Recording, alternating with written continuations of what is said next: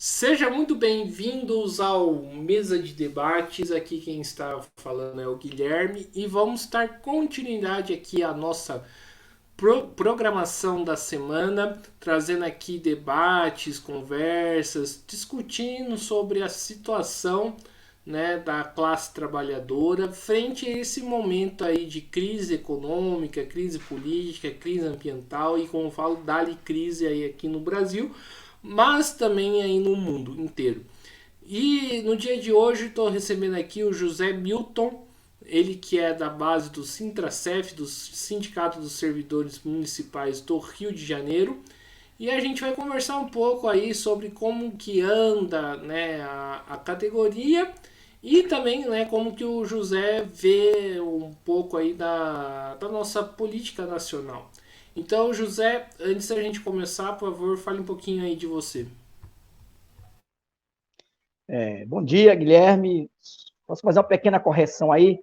Nós somos servidores públicos federais, somos da União, tá? Não sou municipal, não. Olha, eu sou dirigente sindical, hoje eu não ocupo cargo sindical, mas fui secretário-geral da nossa confederação, servidores públicos federais, com sede em Brasília, diretor lá por 25 anos, e secretário-geral por 4 mandatos.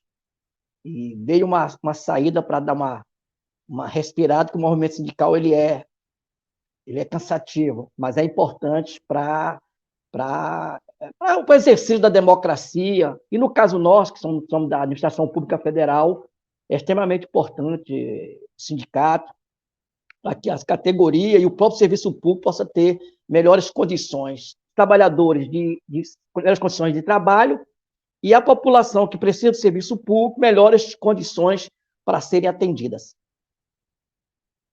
Maravilha, José. E a primeira pergunta que eu faço um pouco mais ampla, né?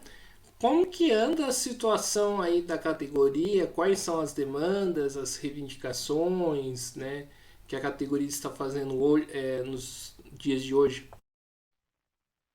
Guilherme, nós passamos praticamente 6 anos, né, 2 anos do governo Temer, mais 4 anos do governo anterior, que foi sucedido pelo presidente Lula, sem nenhum tipo de negociação.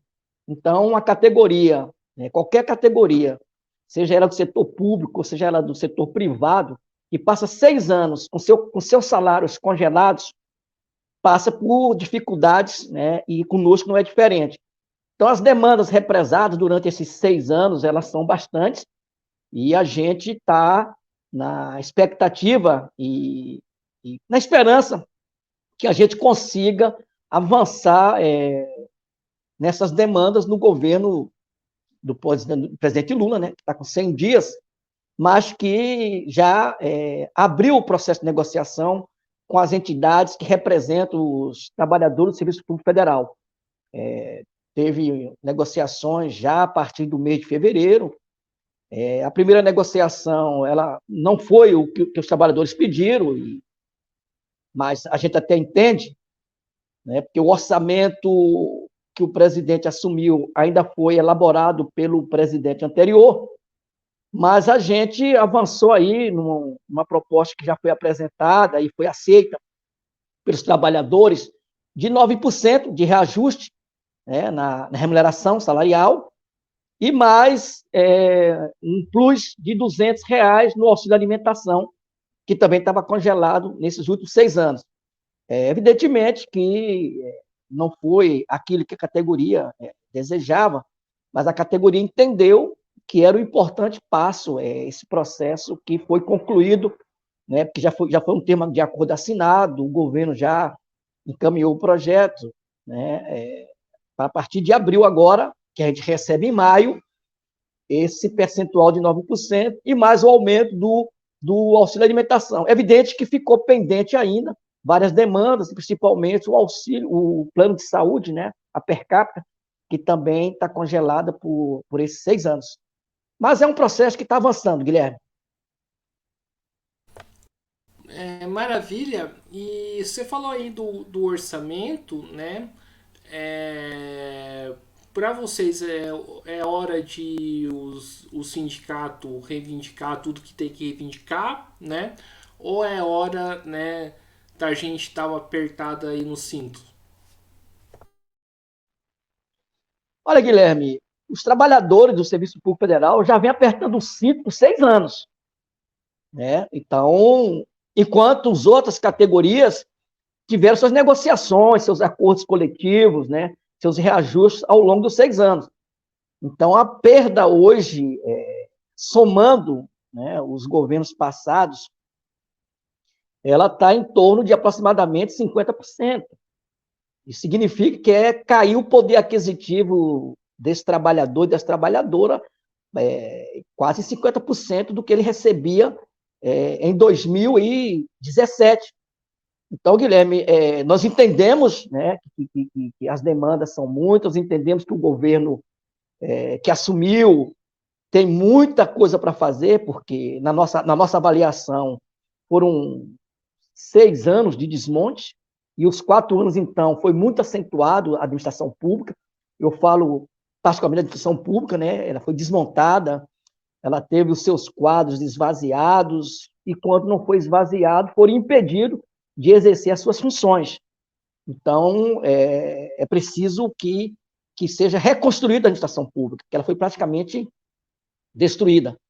Mas a gente entende que tem demandas que precisam serem recolocadas, reconstruídas, mas é preciso também que remonte as condições de trabalho desses servidores públicos federais, principalmente no tocante à sua remuneração, porque, como qualquer outro trabalhador, tem suas despesas, seus encargos que ele precisa honrar.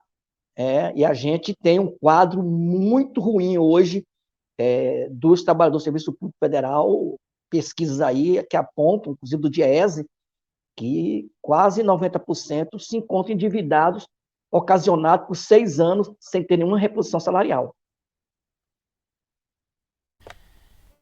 Então, deixa eu ver se eu entendi, né? Porque eu fiz essa pergunta anterior, né? Porque você falou que, né, das negociações tal e que a categoria não recebeu o que ela queria, né?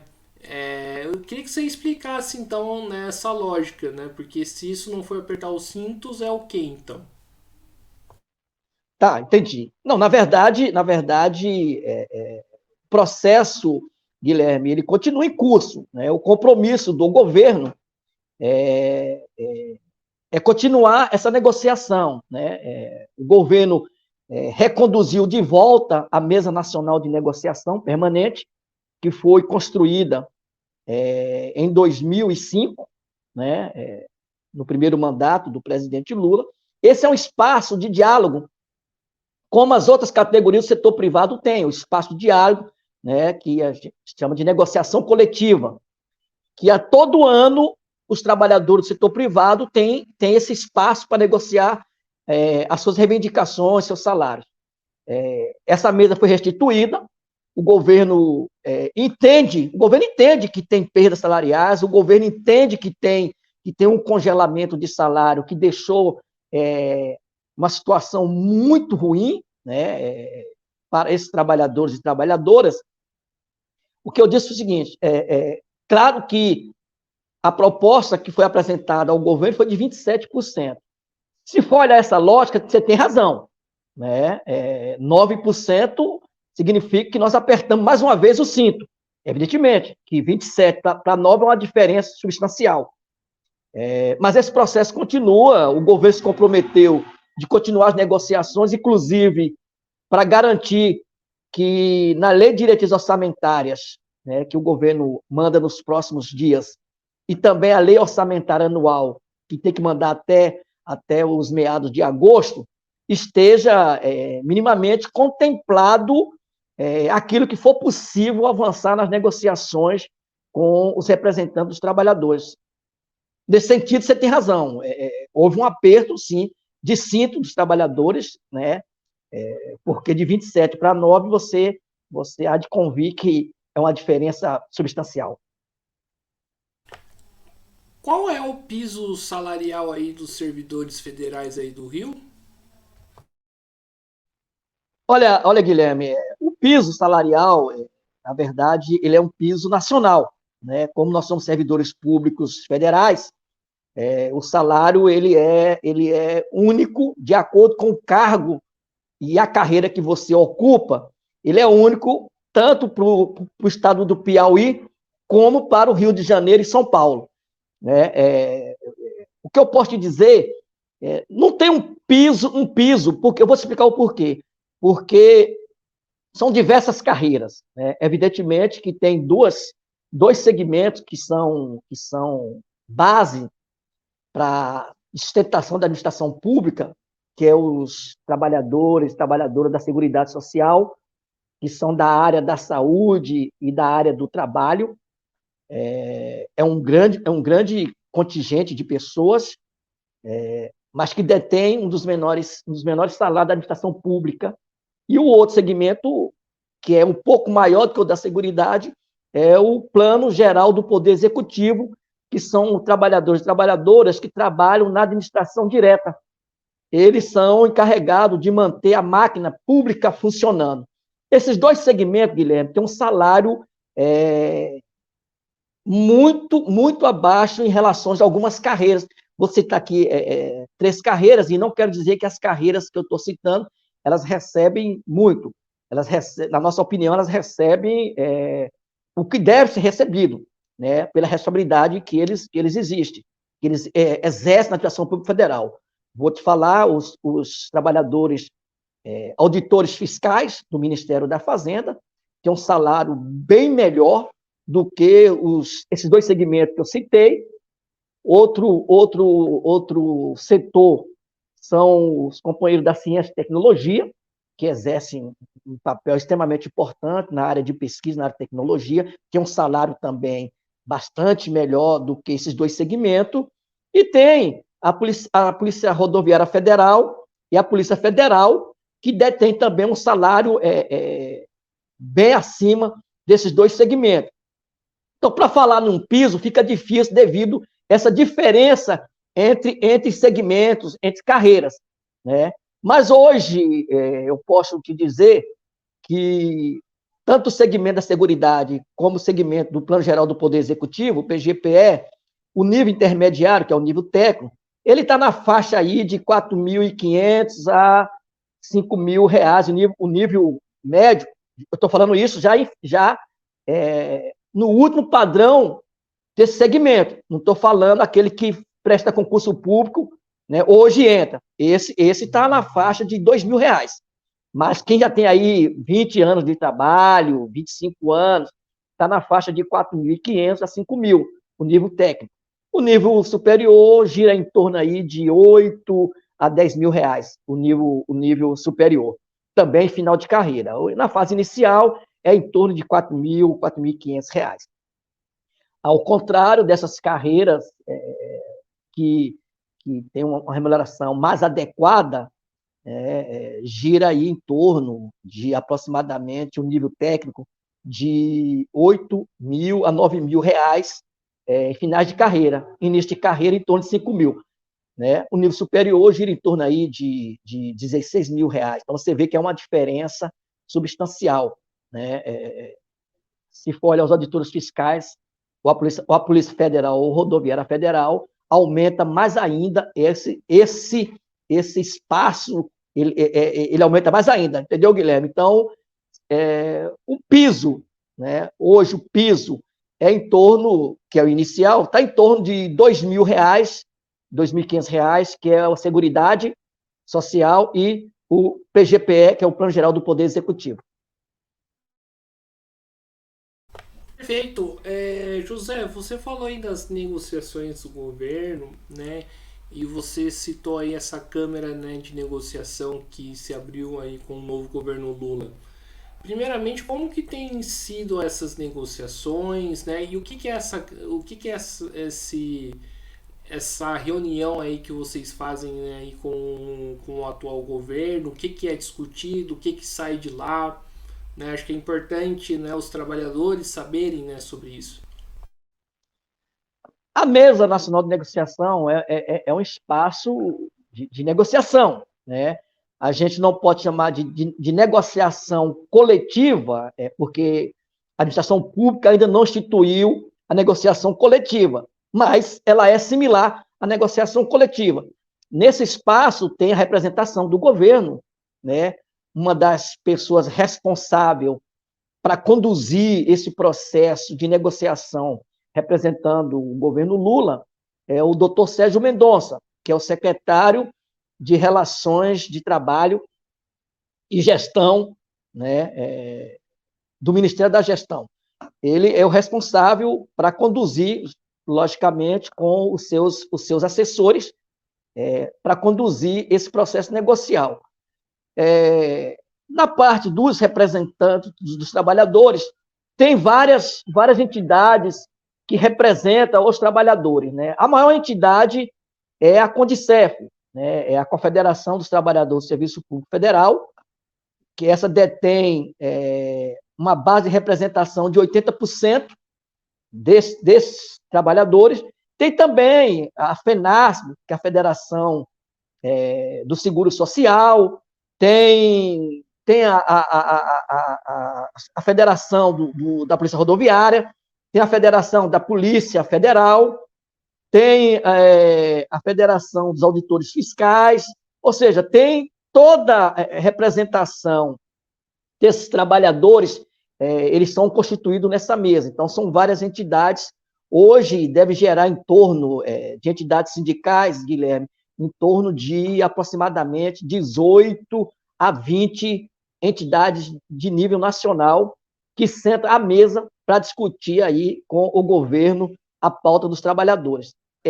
Só para esclarecer, Guilherme, além dessa mesa geral, que já foi instituída, o governo vai instituir também, nos próximos dias, as mesas específicas, que aí você, nessas mesas específicas, você debate demandas específicas de cada segmento, de cada carreira, sabe? A Polícia Federal tem as suas demandas específicas, ela discute lá.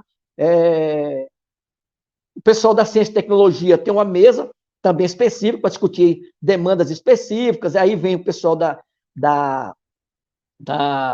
AGU, os advogados da AGU, Advocacia Geral da União, e assim por diante. Tem a FENASP, com o pessoal do Seguro Social, que tem pontos específicos que precisa aprofundar nessas mesas específicas. A CONDICEF, pela gama de representações que ela também está em várias mesas específicas para discutir as questões dos trabalhadores do DENIT, né, Departamento de Infraestrutura, o pessoal administrativos do Ministério da Fazenda, os companheiros administrativos da AGU, o pessoal da Secretaria do Patrimônio da União. Então, são várias mesas específicas que têm demandas específicas que não dá para discutir numa mesa geral. Entendeu, Guilherme? Então, é um espaço bastante complexo, mas que se faz necessário essas mesas específicas para você não deixar nenhuma questão específica dessas carreiras, desses segmentos, sem fazer a negociação e sem fazer os avanços necessários. Entendi. E o balanço aí dessa confederação aí dos servidores federais, né? Que essas mesas têm sido boas aí as discussões, né? Qual que é a impressão que vocês têm? Não, a avaliação da confederação e dos seus sindicatos filiados à confederação que o espaço ele é extremamente importante, né? Porque ele garante que a gente possa estar levantando e levando as demandas para o governo, né? Demandas que, na verdade, algumas não são nem de caráter salarial, mas de condições de trabalho, de melhorar a administração pública para atender melhor o usuário, né? A gente faz levantamentos das demandas sobre o quadro de pessoal, né? Que hoje encontra defasado, porque são 7 anos que não tem concurso público e a rotatividade, né? As pessoas vão se aposentando e é preciso você recompor o quadro, né? E, além disso, de recompor o quadro, a administração pública tem que acompanhar o crescimento da população. Porque na medida que a população aumenta o número de habitantes, exige uma maior contrapartida de serviços públicos para atender uma gama maior da população. Então, é necessário que se faça essa reposição, que se faça essa readequação mediante as pesquisas que são feitas pelo IBGE, que demonstra como é que está o crescimento, né, da população. E isso, os trabalhadores, através das suas entidades representativas, fazem esse quadro, esse levantamento, porque ele está na ponta, ele sente quais são as dificuldades, né, que tem para atender um serviço público melhor, né, para que o governo possa também recompor esse quadro e adequar a realidade da população. Então, é extremamente importante o papel que as entidades nacionais e as entidades estaduais fazem para garantir uma contrapartida melhor para o usuário do serviço público.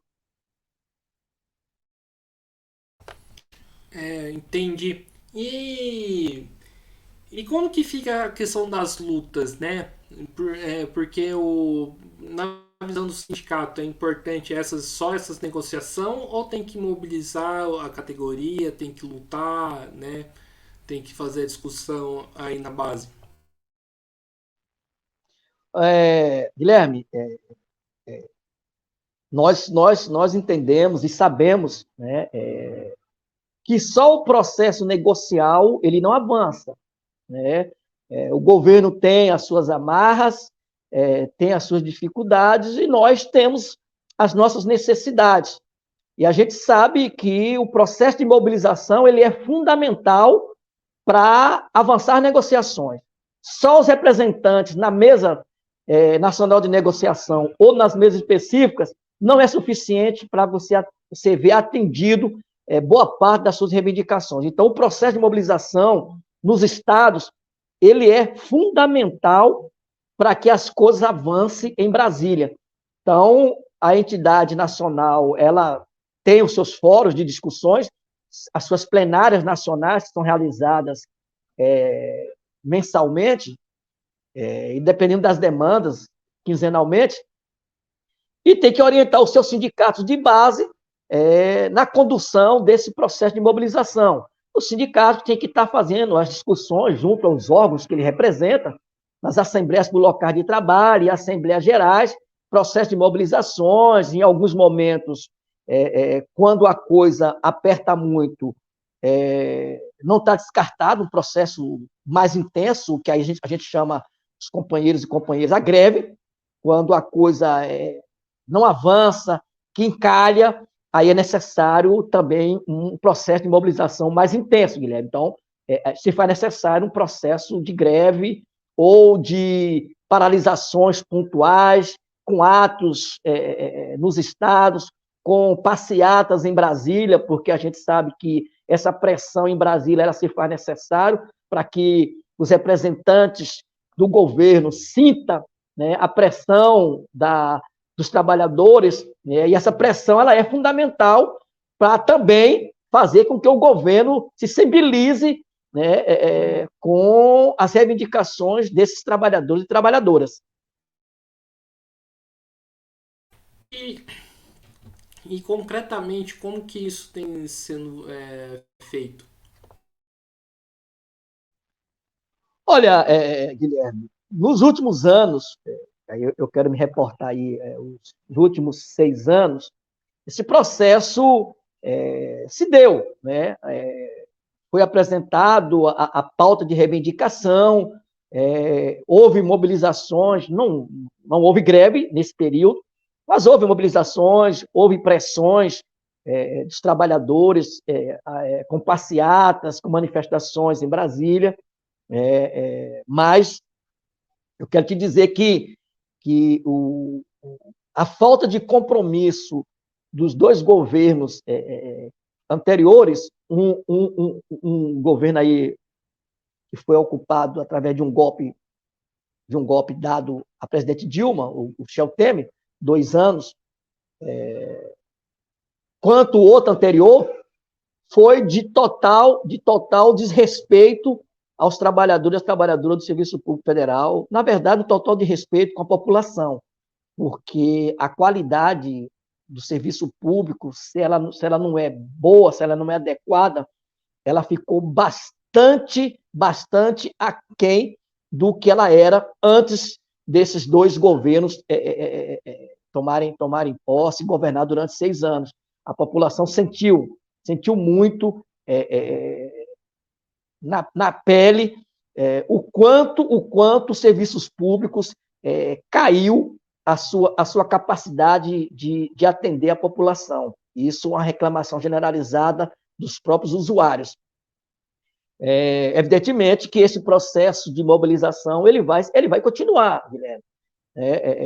A gente entende que há uma visão diferente deste governo, né, de atender às demandas, há uma visão diferente desse governo de melhorar a qualidade dos serviços públicos.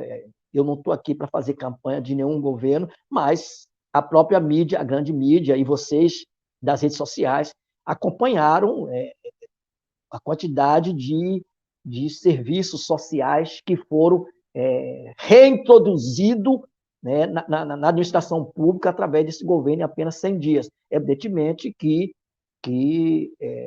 nós reconhecemos isso, mas precisa avançar muito mais, porque a área da saúde, a área ambiental, de fiscalização, a área de reforma agrária, sabe?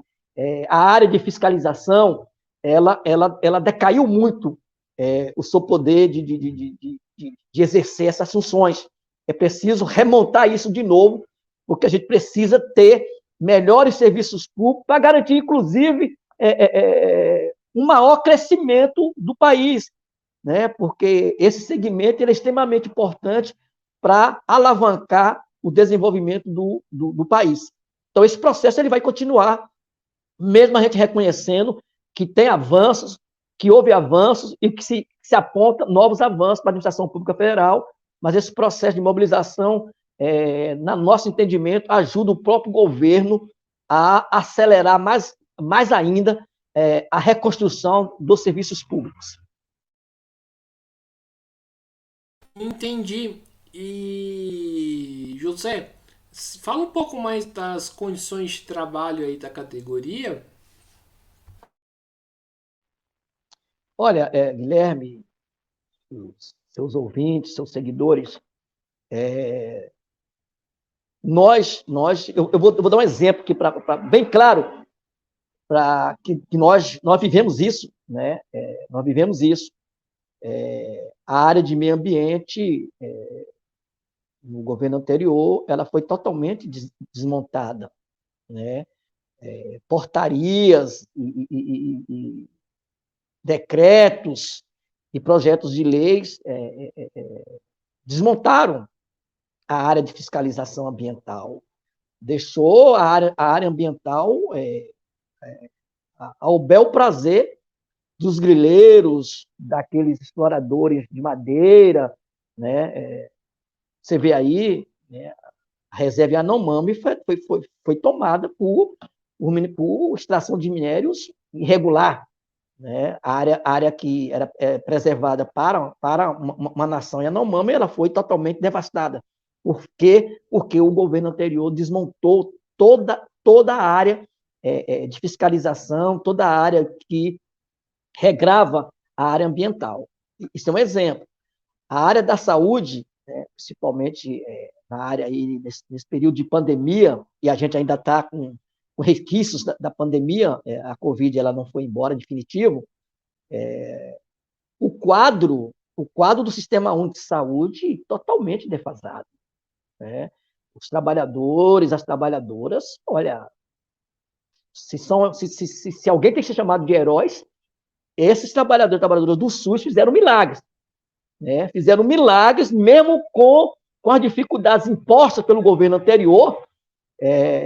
O compromisso do pessoal do Sistema Único de Saúde foi um compromisso assim, para quem conhece, heróicos, porque o quadro ele está defasado, há necessidades urgentes, emergentes de contratação de técnico de enfermagem, auxiliar de enfermagem, de enfermeiros, de médicos, sabe? Esta área ela tá carente, né? A parte administrativa que dá sustentação à área fim, do mesmo jeito, né? É um quadro caótico que o governo vai ter muita responsabilidade para recompor, porque não dá para deixar a área da saúde, uma área importante que trata de vidas, com um quadro tão defasado como que se encontra hoje.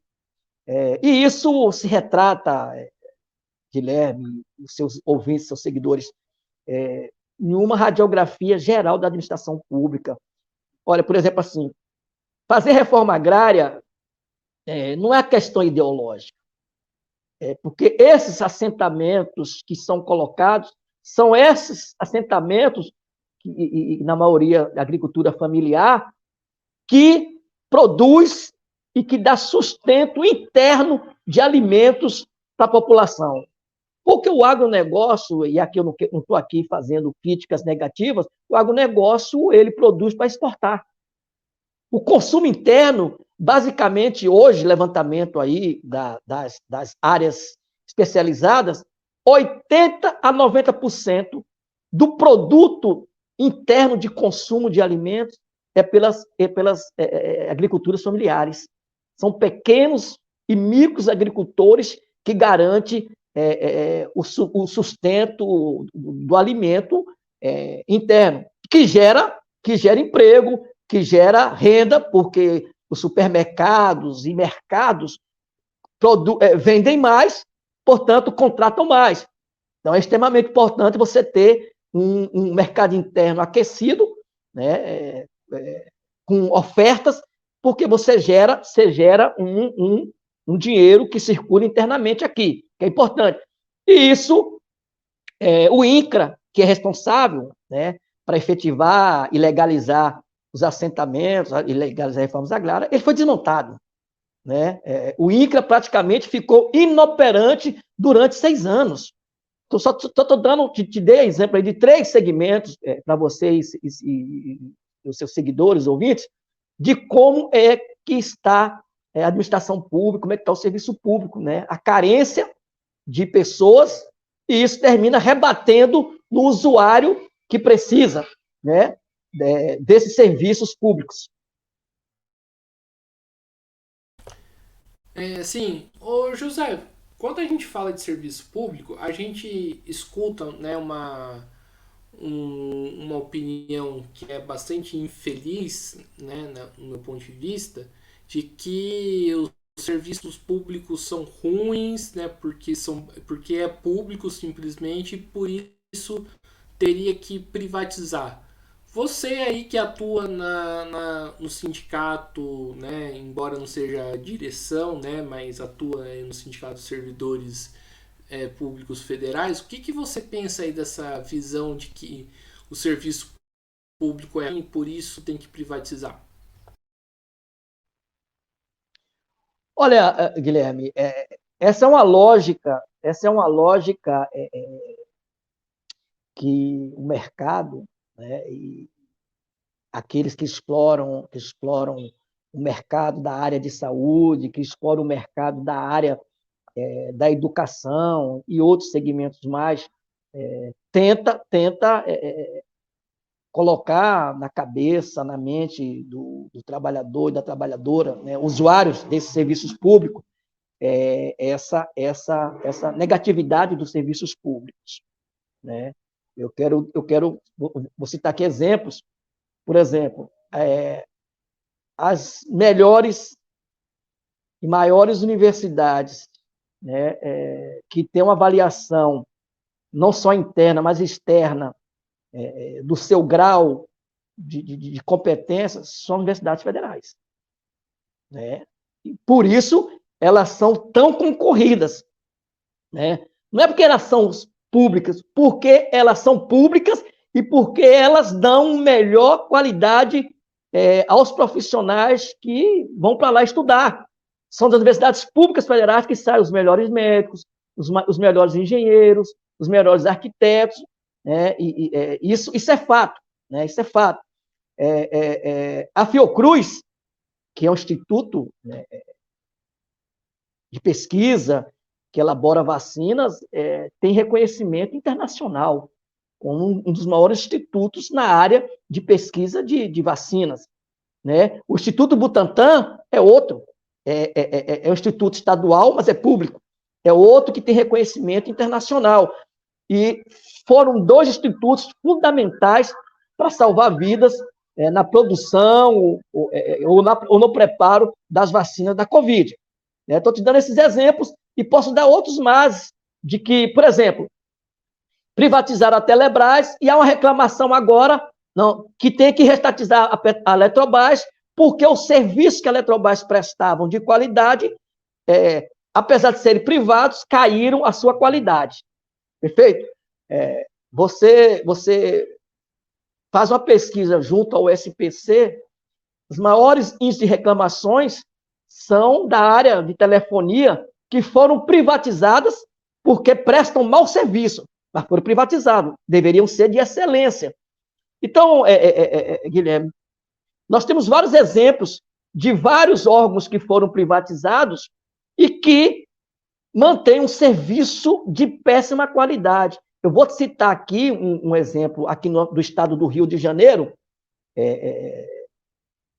caótico, né? Quando privatizaram a área de transporte de linha ferroviária, de linhas, que é, no caso, a Supervia, os trens, que é o principal órgão de transporte do estado do Rio de Janeiro, né? Transporta quase 4 milhões, 5 milhões de pessoas diariamente, privatizou, e os serviços que são hoje dados para o usuário desses serviços são de péssimas qualidade, né? Numa pesquisa aí que fizeram de 0 a 10, eles não alcançaram 3 pontos percentual de 0 a 10. Uma pesquisa que fizeram aí o ano passado, a Supervia, que foi privatizada. Então, é uma falácia, sabe, Guilherme? Essa questão de que privatizou, melhorou. Não é verdade, sabe? Os exemplos que nós temos, eles não são bons, eles não condizem com o que é vendido para a população. Maravilha, então, José. E ainda nessa toada da questão da privatização, a gente tem essa questão do sucateamento aí dos serviços públicos, né, que a gente viu bastante aí nesse último período. A serviço de quem está esse sucateamento? Pois justamente isso. O que é que o governo, que não tem compromisso com a administração pública ou com serviços públicos de um modo geral, ele deixa de investir nesses serviços públicos.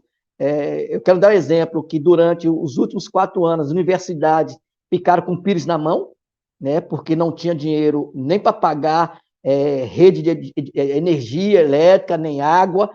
Imagina, e se não tem nem para pagar energia, imagina para investir na área de pesquisa, na área de tecnologia.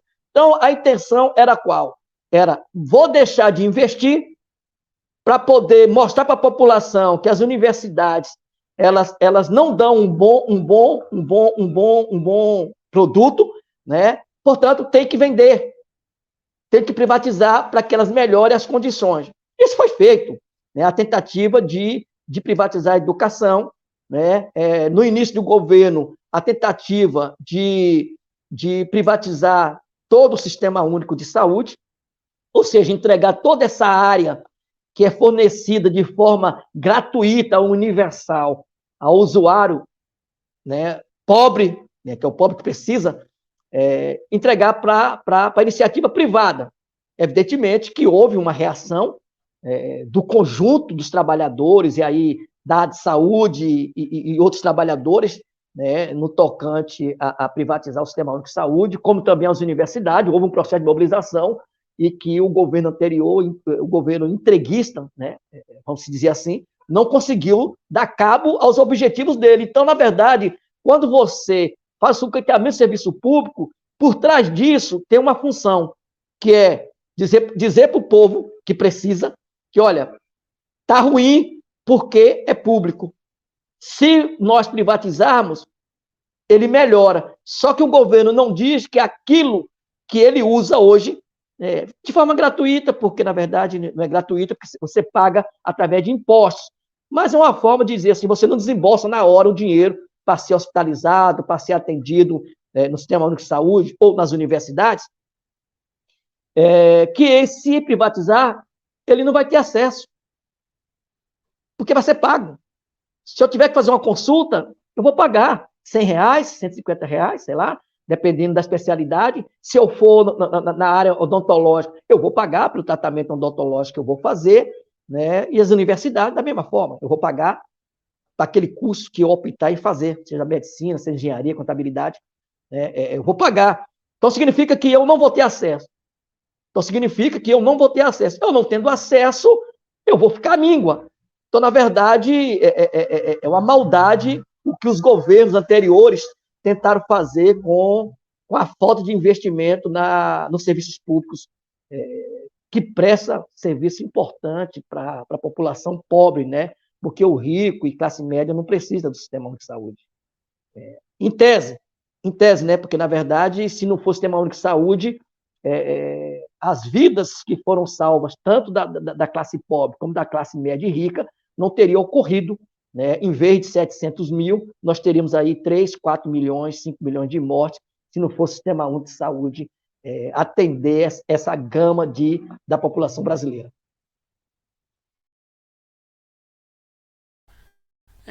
José, você falou aí da questão da privatização dos serviços federais, né? Recentemente eu estive aqui com a dirigente do Sindicato dos Metroviários de Minas Gerais e eles estão numa importante batalha em relação contra a privatização do metrô e que parece que o governo Lula não quer reverter, né, essa questão da privatização, muito pelo contrário, quer continuar. Como que você vê essa questão aí do metrô ou de Minas Gerais? Não sei se você está acompanhando ou não, né? Acho que é importante ser discutido isso.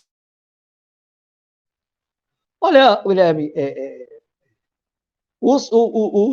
as empresas que administram os metrôs nos estados, elas não são da União, elas são estaduais. São estaduais. Então, não há uma interferência. No caso de Minas Gerais é da União. No caso de Minas Gerais e da União? É.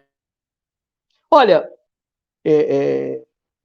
Guilherme, o que eu vi, e você acompanhou, todos acompanharam, né, é que houve agora, recentemente, essa semana, né, decreto do presidente Lula, tirando aí, de imediato, 8 empresas que estavam para ser privatizadas. Né? Algumas delas, Correios, Dataprev e por aí vai. Né? O governo retirou, a própria Petrobras, o governo retirou do plano que estava lá de desestatização, nacional de desestatização. O governo tirou 8 de cara. Eu não acredito que o presidente, o governo Lula, de um modo geral, que é composto pelos seus ministros, estejam incentivando qualquer tipo de privatização. Essa dos metroviários de Minas, eu não acompanho, mas pela prática que está vendo, o governo está demonstrando que ele é contra a privatização desses serviços. E me parece que é uma política de governo. Se é uma política de governo, Guilherme, eu tenho a crer que não há intenção do governo Lula de privatizar. Porque é uma política de governo. Né? Se é uma política de governo, inclusive o governo está fazendo sondagens, está fazendo aí suas conversas entre os pares e entre os confederados sobre a restatização da Eletrobras. Né? Inclusive, os trabalhadores e vários parlamentares estão empenhados numa luta, inclusive mobilizações. Há um mês atrás teve uma manifestação lá em frente ao Minas Energia, vários trabalhadores, trabalhadoras e usuários fizeram uma grande manifestação para a restatização da Eletrobras, né? Então, há uma política de mão contrária à privatização, Guilherme. O que eu posso te garantir que o que eu acompanho, o que eu vejo enquanto participante, né, da administração pública federal, é de que não há uma política de privatização neste governo. Pelo contrário, né, quer rever, inclusive, algumas privatizações, como é o caso da Eletrobras. Então, eu não acredito que o governo esteja imbuído de privatizar os metrôs de Minas, né? A não ser que seja uma ação isolada que não condiz com a política de governo. E, né, ainda nessa questão, quais são as políticas para a administração pública, principalmente para os servidores públicos que o governo federal tem? Não, na verdade, o que foi apresentado e o que vem sendo dito pela própria ministra de Gestão, a ministra Esther, de que o governo tem ciência, né, da necessidade de ter uma política de investimento nos serviços públicos federais, de recomposição do quadro de profissionais, que nós já falamos aqui anteriormente, né, para que esses serviços públicos possam ganhar uma melhor qualidade. E essa é uma política também que nós estamos apresentando, né? As entidades apresentaram uma gama de reivindicações que entra na linha de melhorar as condições de trabalho, dar melhores condições de trabalho aos servidores e às servidoras, recompor a força de trabalho, né, investimento nessas áreas, né, nas áreas de um modo geral, principalmente na área de saúde, na área de pesquisa, na área de tecnologia, né, na área de regulação, é extremamente necessário que o governo invista na, na força de trabalho e nas condições de trabalho, que aí é investimento em materiais, em utensílios, em produtos que melhora e facilita o trabalho desse servidor, dessa servidora. Então, essa é a política que está sendo apresentada pela ministra Esther, né, e que está sendo falado, inclusive, pelo presidente e seus ministros, e que é uma pauta que já foi apresentada, inclusive, pelas entidades que representam esses trabalhadores do Serviço Público Federal, Guilherme. Então, essa é uma política que me parece que ela tá caminhando junto. Evidentemente que nós que estamos na ponta sofremos e achamos que o compasso de espera nosso ele é menor do que o governo enxerga. Por isso que é necessário que a gente faça esse processo de pressão, de mobilização, para que o governo acelere a recomposição, o investimento nessas áreas, para que de imediato ou a médio prazo possa tá refletindo na vida da população. Então, essa é uma política que nós precisamos que o governo, apesar de apontar ela, mas que seja acelerada e não seja num compasso que o governo acha que é. Entendeu? Essa é a diferença entre nós, trabalhadores, e o governo. Nós achamos que tem que acelerar, porque foram seis anos de desmonte e a população que precisa desse serviço não pode esperar tanto tempo mais para ser atendida, né? Vou dar um exemplo para você aqui rapidamente, né? As filas para cirurgias, né? Algumas cirurgias, inclusive, de urgência, o usuário está levando 5, 6 anos, 8 anos para poder ter uma cirurgia que ele precisava fazer ontem. Essa promessa de acabar com as filas foi colocada de público pela ministra Nízia, né? Ela disse que o governo vai estar empenhado, né, para investir em força de trabalho, para investir em condições de trabalho, para zerar a fila, né, dessas pessoas que estão há 5, 6 anos esperando para fazer uma cirurgia que era para ter feito ontem. Então, é uma política que a gente vem pressionando o governo para acelerar. Então, a gente tem uma expectativa, enquanto trabalhador do serviço público, de que este governo vai estar apontando um caminho que nós estamos há anos pressionando os governos anteriores. Entendi. E José, estamos aqui na parte final aí da nossa entrevista, né? Fazendo mais algumas perguntas, né? Qual que é o papel do sindicato em relação a esse governo? O papel do sindicato é apoiar o governo ou se manter crítico a esse e todos os governos? Olha, Guilherme, o papel do sindicato é manter a autonomia e independência frente a qualquer governo, né? O que nós não podemos, quanto sindicato, é ser irresponsáveis. Nós temos que manter a nossa autonomia e independência frente aos governos, mas que no momento que o governo tem uma política acertada, nós temos que apoiar, né? Porque se a política que o governo implementa em determinado segmento é aquilo que nós estamos reivindicando, nós temos que apoiar para, inclusive, que essa política implementada dê certo. Então, é um papel, Guilherme, de muita responsabilidade e coerência.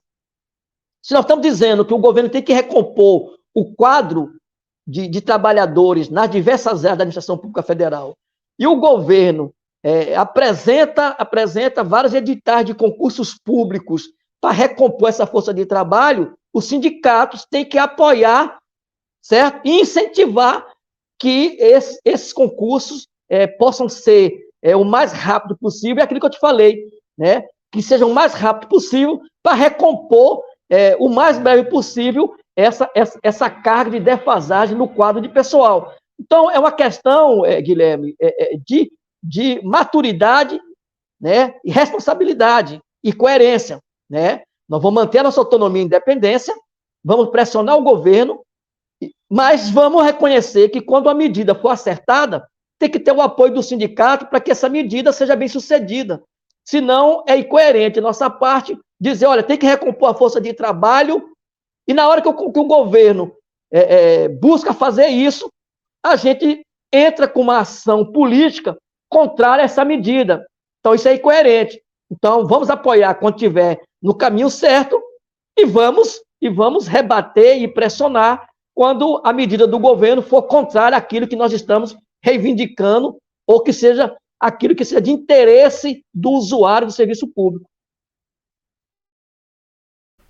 Maravilha, então para a gente fechar essa entrevista, José, última pergunta, né? Eu queria que você falasse bem brevemente um balanço aí do governo anterior, né, do Bolsonaro, e eu queria que você falasse aí, né, um balanço aí desses 100 dias, né, do governo Lula. Olha, Guilherme, do governo anterior, o meu balanço um balanço que condiz com a maioria da população, né?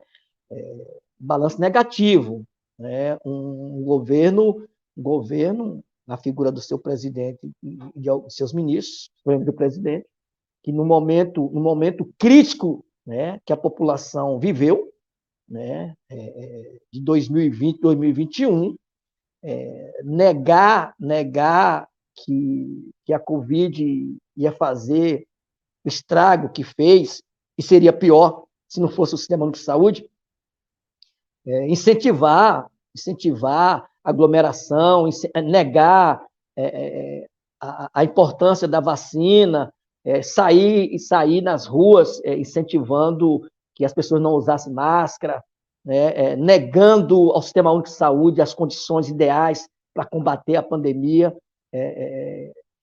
Isso é criminoso, não é um papel de um presidente. O desmonte do INCRA, como eu já falei, o desmonte da área de pesquisa, de tecnologia, o desmonte da área ambiental, o desmonte, de um modo geral, da educação, refletiu muito negativamente na população. né, esse prejuízo ele é incalculável. Né, esse prejuízo ele é incalculável, o que esse governo fez, o estrago que esse governo fez em 4 anos, destruiu os avanços que nós tivemos aí nos 10 anos aí do governo Lula e do próprio governo da Dilma, os avanços que nós tivemos, eles foram totalmente desmontados. E as condições de serviços públicos, nós podemos falar, porque estamos no dia a dia, é caótico. Né? Só quem está lá dentro sabe o quanto está caótico os serviços públicos, quanto está caótico a administração pública. Então, é uma avaliação totalmente negativa, porque foi um governo de negação. 100 dias do presidente Lula, Guilherme, seus seguidores aí, seus ouvintes, nós temos uma avaliação positiva, né? É preciso que a gente reconheça isso. É por isso que eu te falei, que é preciso que as entidades sindicais reconheçam os avanços, reconheça quando o governo implementa políticas que vai naquilo que nós defendemos, né? E nós defendemos melhores serviços públicos, nós defendemos melhores condições de vida para a população, e essa questão do Bolsa Família, essa questão de investir na saúde, essa questão de liberar verba para a área de pesquisa, de ciência e tecnologia, retornar as condições das universidades exercerem as suas funções, invalidou vários decretos e portarias que impediu a área ambiental de fazer a fiscalização, de regular a área ambiental. Isso é extremamente importante para nós que defendemos serviços públicos, né, e para a população que precisa, de um modo geral. Então, para nós, esses 100 dias é um 100 dias positivo, né, que, na nossa opinião, justifica o porquê que ele teve mais de 60 milhões de votos, porque prometeu, né, e já fez 1/3 daquilo que ele prometeu. E se depender de nós, trabalhadores, e eu reforço aqui, das nossas entidades, seja elas estaduais, seja elas nacionais, se depender da nossa mobilização, da nossa força de pressão e da nossa disposição de luta e de garra, os serviços públicos vai melhorar muito mais ainda, e isso termina também beneficiando, de uma forma geral, toda a população e o próprio governo Lula. Então, esse é o meu balanço que eu tenho, positivo, e que nós vamos pressionar muito mais para que as coisas aconteçam com muito mais velocidade.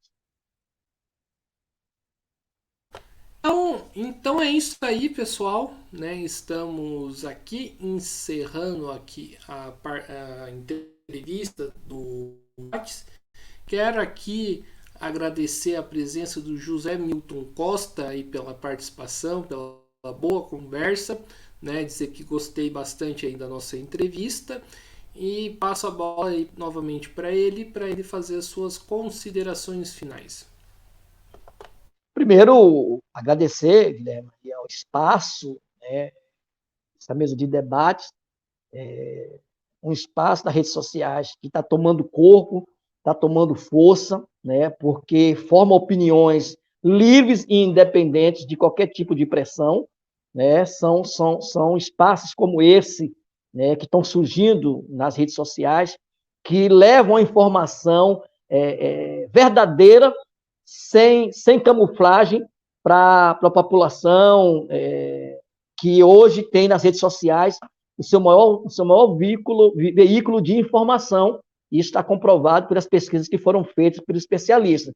Então, quero parabenizar você por esse espaço, mesa de debate, agradecer aí o convite e me colocar à disposição sempre que você quiser bater um papo sobre serviço público, a gente está à sua disposição. Muito obrigado. Maravilha, então, mais uma vez aqui agradecendo ao José Milton Costa, também agradecendo a você que estiver nos acompanhando. Peço aí que se inscreva no canal podcast Mesa de Debates de Tudo Um Pouco, deixe o seu like aí na entrevista, curta a nossa, comente aí, né, o que você achou, compartilhe, né, esta entrevista, outras entrevistas, matérias, programas que o canal produz.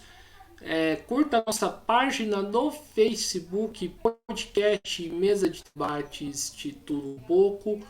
Siga a gente no Instagram e também no TikTok, podcast Mesa de Debates. E para a gente finalizar aqui, lembrar aqui sim do nosso Pix 385 007 02800 CPF e do nosso Padrim, né? Outra forma de financiamento aí do canal www.padrim.com.br/podcast Mesa de Debates.